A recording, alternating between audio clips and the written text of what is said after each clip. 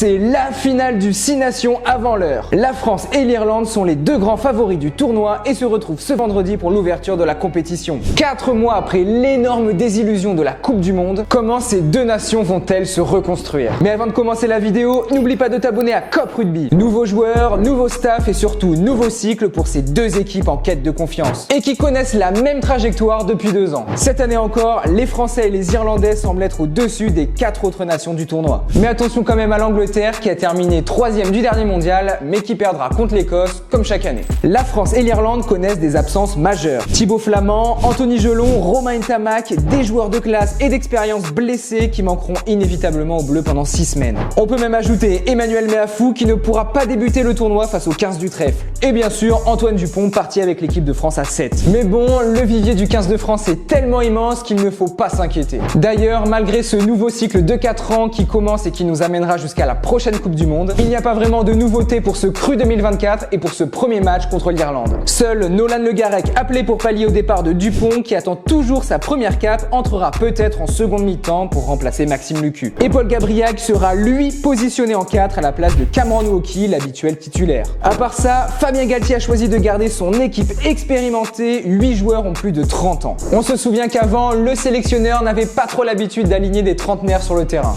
Un nouveau cycle qui commence un peu comme l'ancien avait terminé. En plus, il a rappelé Romain Taofifénois et Winnie Atonio qui avaient pris leur retraite internationale à l'issue de la Coupe du Monde pour pouvoir jouer ce 6 Nations. Comme si la succession n'était pas encore prête. Aurait-il changé d'avis sur les trentenaires? Le sacre mondial des Sud-Africains et de ses 15 trentenaires a montré que les joueurs de plus de 30 ans pouvaient être encore compétitifs au plus haut niveau. En tout cas, Galtier a annoncé que 80 à 90% de sa compo d'aujourd'hui sera présente au mondial de 2027. Il n'y aura donc pas beaucoup de place à prendre pour les jeunes de l'équipe de France U20 qui sont pourtant champions du monde et très prometteurs en top 14.